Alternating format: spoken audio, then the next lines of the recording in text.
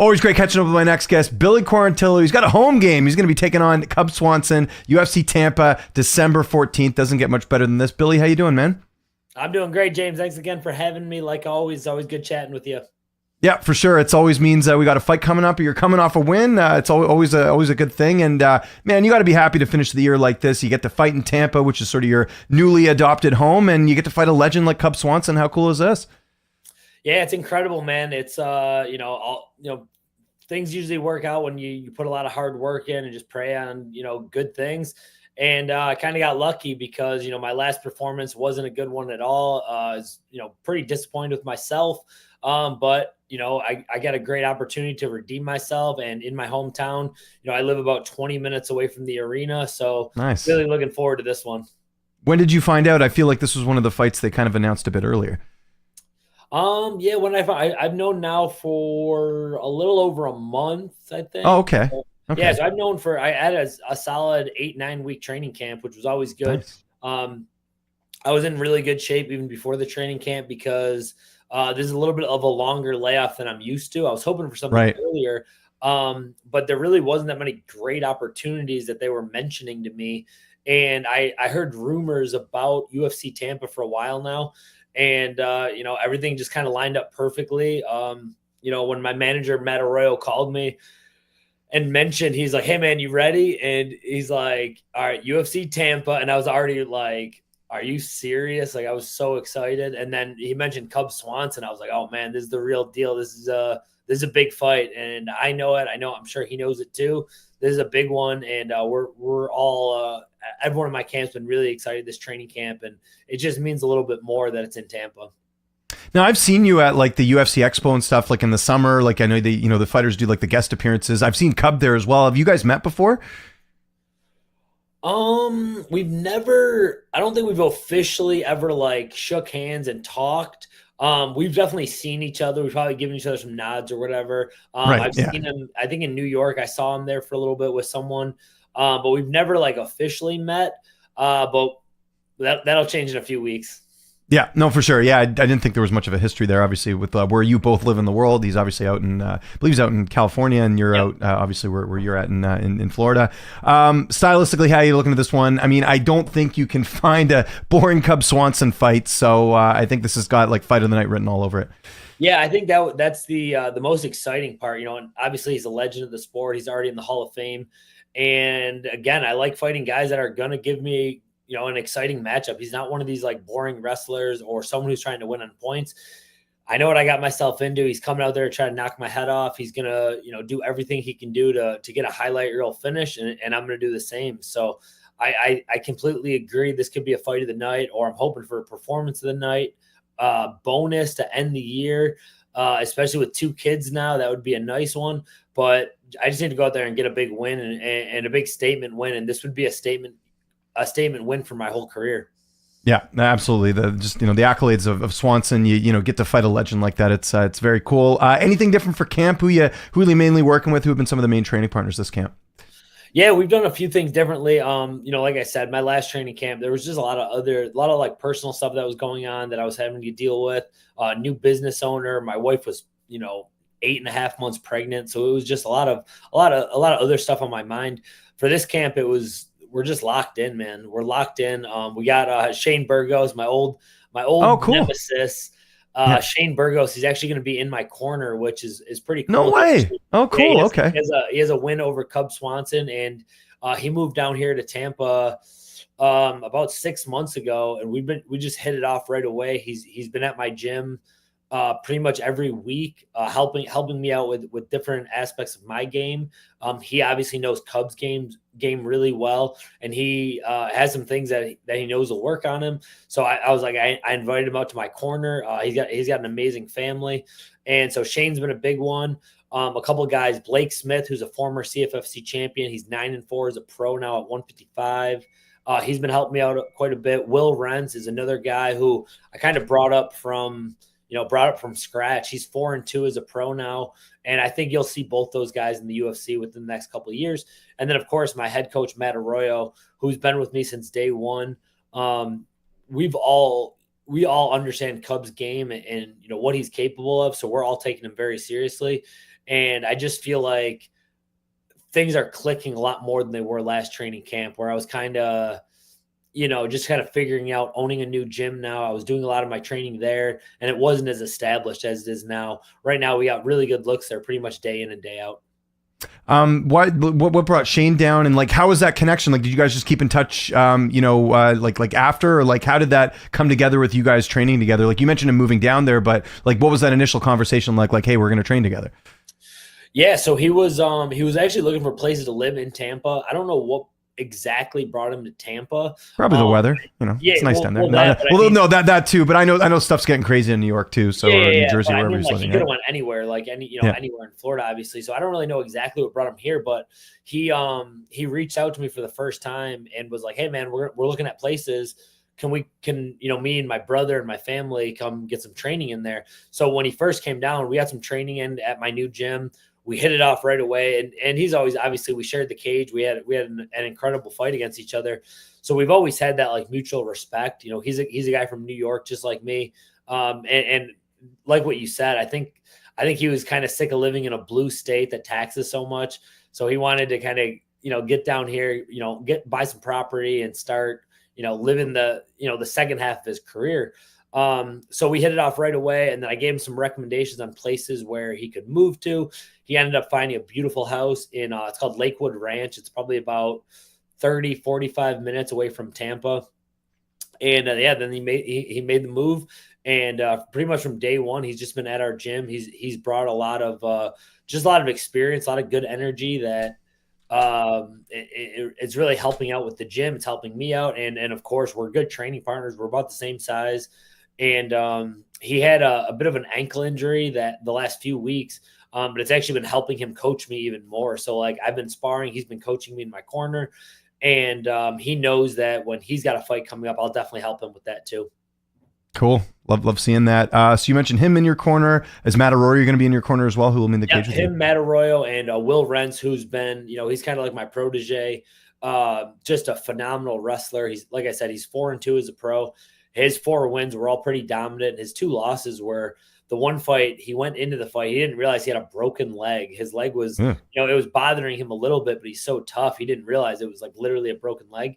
And then the other fight was his opponent pulled out, and we basically had to take a fight against a stud. It was the CFFC main event, which he was only 3-2 at the time. Or no, he was 3-1 at the time. Sorry. And it was going back and forth. He almost beat the guy from Goat Shed. And now we're kind of locked in with that. And, we had a 2-3 year plan to get him in the UFC. And he's one of the guys, he's easily, with myself included, I think he's one of the hardest workers on the team. And he's always willing just to help me. And of course, I return the favor. So it's just a really good group of guys we have right now. And just a lot of positive energy going into this fight. And of course, it's in Tampa. So we've already sold a few hundred tickets, tickets all over, so it's going to be bumping that night. How's this fight playing out with you and Cub Swanson? How do you see it going down December 14th? Man, you're gonna have to wait and see. I guess it's gonna be exciting because I'm in the best shape of my life. I've been doing a lot of the extra stuff that I didn't necessarily do last training camp. This one, to me, the last fight kind of felt like my opponent pulled out, and Zalal stepped in. And I only had a couple weeks to get ready for him, and I didn't take him as seriously as I should have. Where this training camp is like, it's like the Stanley Cup or the Super Bowl for me, where this is a legacy fight. No matter what happens in this fight could define my career. And me and Cub are both getting a little bit older in age, so we don't know how many fights we got left. So I know he's not taking it lightly. I'm sure we're going to see the best Cub Swanson that we've seen yet. So it's definitely going to be fireworks. And last I saw, we're the feature fight of that UFC Tampa card. So I think the UFC and the fans know what to expect as well. Yeah, well-deserved placement. Main event of your card, it's new. It was supposed to be, obviously was supposed to be, obviously Buckley, Joaquin Buckley, but now it's Colby Covington. They moved, obviously, Gary to the Shavkat fight. Who wins that? Who do you think takes the main event? Man, it's an exciting fight. And I was really surprised with how many people reached out to me after, and they were actually more excited about the Colby Covington fight, which I thought, Ian Gary's on the rise, but, Colby's a former title challenger. I think he's a several-time fight title challenger. 3 times, I think, yeah. Yeah, 3 times. So that's exciting. With that being said, though, man, I think Joaquin Buckley's on quite the run right now, and his his last few fights, I think have looked little bit better than Colby's last few fights. So I think Buckley's got a bit of an advantage in this one. But Colby's always dangerous. So I think it's gonna be a really good fight. If I, gun to my head, I would have to say Buckley. But in all honesty, like I'm focused on my fight and whatever they do after. I hope it's exciting, but I hope it's not more exciting than my fight because I don't want them to steal the bonus from me. Well said. Yeah, good answer. And then I mentioned the fight they switched up. It's going to be Shavkat Rakhmonov, Ian Gary. Who wins that fight at UFC 310 a week before you?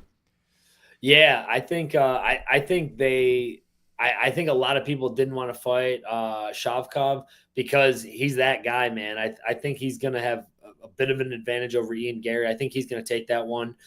Ian Gary's a great fighter, and they're both excellent fighters. I think it could go either way, but I just think right now Shavkat is due for a title fight soon. He's got a tough task against Ian Gary, but I think he's going to take that one. And then two more I just wanted to ask you about. I think they're going to book them eventually. We got Islam and Arman, their rematch. I think that's going to happen next year. Who do you see winning the rematch there? Man, that's going to be an exciting fight. I think, Arman took that last one on short notice, but I still think Islam's going to get it done. I just feel like he's on a different level than Arman, and I think, Arman taking that on short notice actually kind of helped him because I think it kind of threw Islam off a little bit. Now that he's going to have a full training camp with Khabib and with all those guys that are in his camp, I think Islam is. I think he's going to take that one. And then Merab Dvalishvili and Umar Nurmagomedov. I think that fight's going to happen eventually. Who do you see taking home the bantamweight title? Yeah, we'll see, man. I heard rumors that they were going to do Merab Sugar Sean again, but with that being said, I'm boys with Merab. I've trained with him quite a bit up in Long Island, so I'm going to take the Long Island boy Merab in that one just because he's my boy. I think Umar, obviously, he has the pedigree and he has a great in all of his fights. But I think Merab can kind of neutralize his wrestling a little bit more than anyone else could. And with Merab's pace, I think he can get that one done. Obviously, he's probably going to be an underdog, I'm sure. But yeah, I'm going to rock with my guy, Merab, in that one. Like the honesty. A couple rapid fire questions. I feel like we did this a while ago, but I want to get maybe an updated version. Yeah. Billy Q, favorite athlete outside of combat sports? Oh, man. Easy. Josh Allen. If you've watched him, easy. He's the only jersey that I've worn as an adult where I got another man's name on my back. But he's just a legend. And if he wins the Super Bowl in Buffalo, he's going to be the greatest athlete ever that played in Buffalo. So that's my hometown. That's really one of the only teams that I'm really a diehard Bills fan. They're the only team that I actually watch all their games. So yeah, Josh Allen, no brainer. Okay. Favorite movie?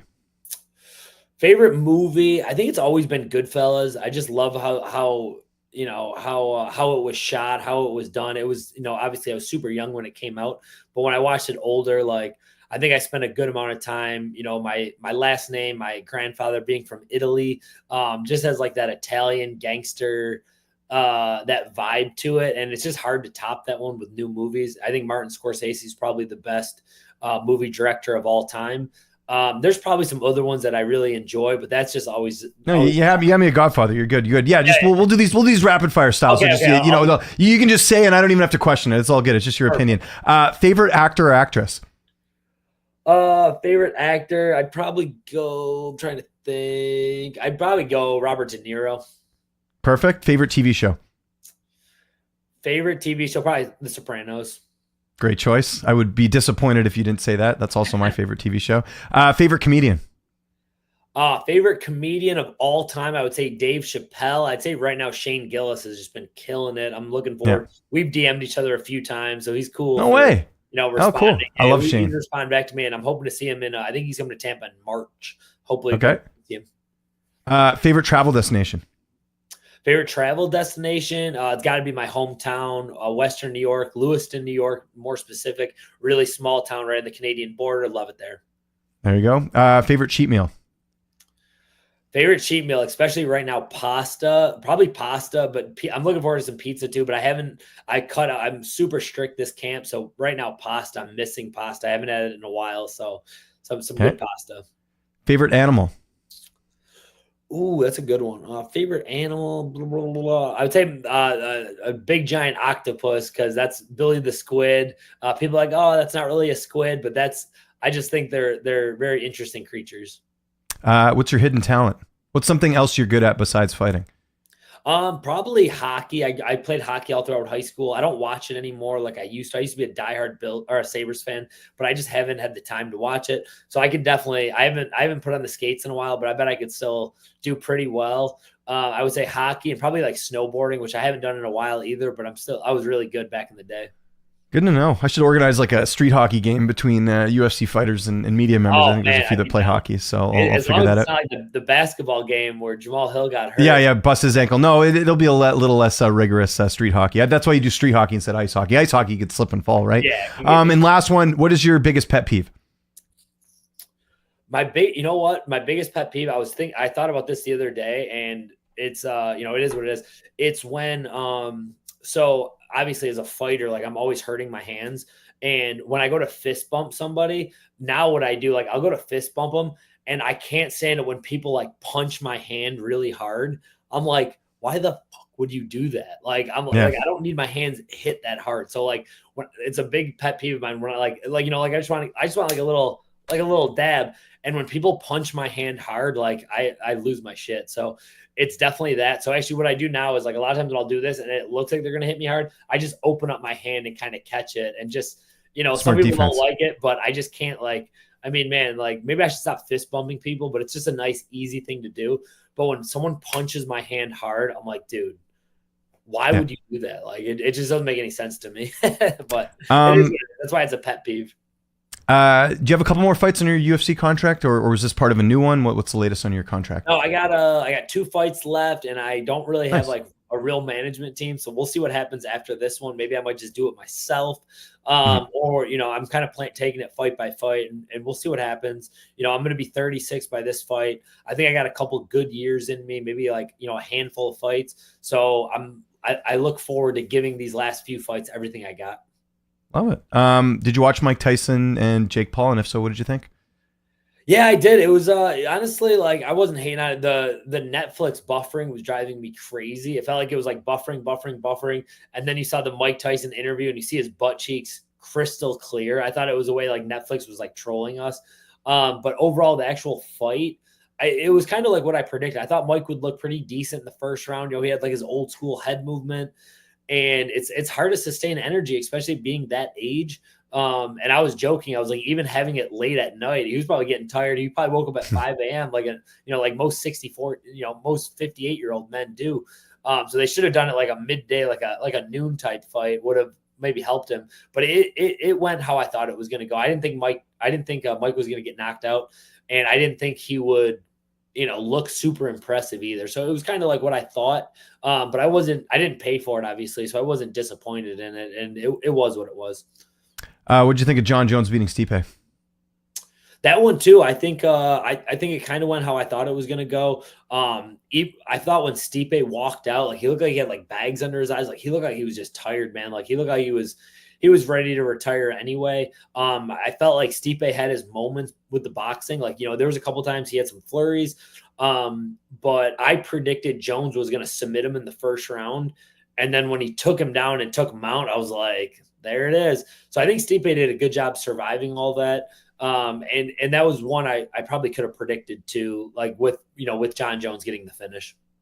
And a lot of people were talking about this. Did you watch the Bo Nickel Paul Craig fight? A lot of people felt like Bo didn't have a great performance. What did you make of that win over Paul Craig? I was really kind of surprised with how hard people were booing. That one also kind of went how I thought it was going to go. I thought Paul Craig was an interesting matchup because you don't want to really take him down because that's where he wants to be. He wants to do some jiu-jitsu against you.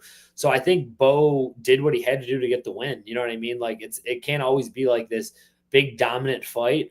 And I think Bo looks really good against people. Like his striking usually looks a lot better because people are so worried about the takedown. I don't think Paul Craig was worried about the takedown. So that's why it was kind of stagnant on the feet.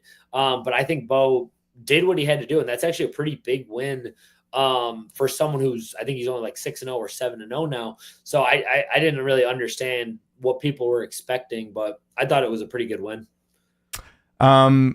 I know you said you're not watching the Sabres that much. Listen, like they brought Lindy Rupp back. I'm sure back when you watched hockey, he was the coach. So I thought that was kind of an interesting move. But, I'm rooting for him, honestly. Like, I think they're like, they came into the league the same time as the Vancouver Canucks did.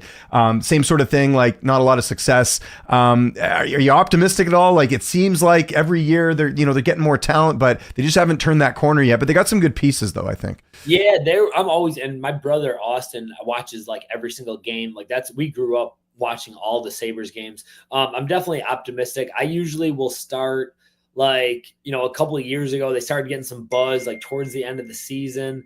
And that, and then like they just fell apart right at the end. So sometimes I'll get, optimistic, like Lindy Ruff. I think that's pretty cool nostalgia.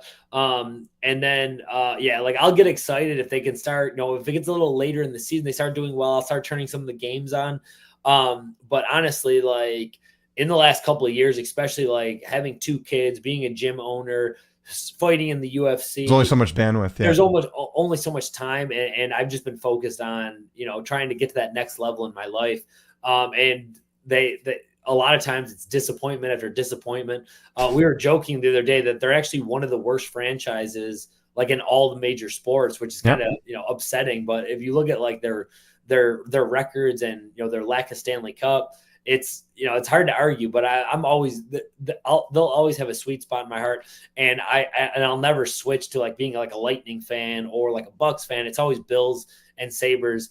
The Bucks are definitely my second favorite team. They've done a lot. They've reached out to me. I've gone to a couple of their games. They got me a jersey. Oh, cool. So I thought that was really cool. The Bills haven't yet, which is sad. But will you not wear your jersey in public because you're like, I'm a Bills guy, or like is that? Yeah, you just keep it in the office. Yeah, no, I just keep it in my closet. That's probably the better play. Yeah. Yeah, I wore it to the game where they gave it to me. And if I do go to a Bucks game and they're not playing the Bills, I would probably wear it again. Yeah, that's fair game, I think. But yeah, it's like you got to ride or die with your team. I get that exactly. Too. It's hard to be like, oh, they're my second favorite team, but I guess they're my NFC team. But it's the Bills all day. Like if the Bills win the Super Bowl, it would be a big deal to me. I'd go home to Buffalo for like the parade, and it'd be really sweet. Yeah, and it's funny, like I used to live in Toronto, like pretty much everyone in Toronto is Bills fans too, because it's the closest team, and obviously Canada doesn't have an NFL team. So I share, like I hear a lot of, people being like, oh, is this the year or whatever? Hopefully they get that one of these days. Billy, thanks for doing this. Again, you mentioned it there, you got a lot going on, so I really appreciate it. If there's anyone you want to thank before we get out of here, any sponsors, any social media you want to mention, I'll give you the last word. No, it's on my social media. I got all my sponsors ready for this fight. Thanks to everyone who has been riding with me. And December 14th, it's gonna be a banger, man. I just can't wait. And James, of course, man. Thanks for having me. Anytime, man.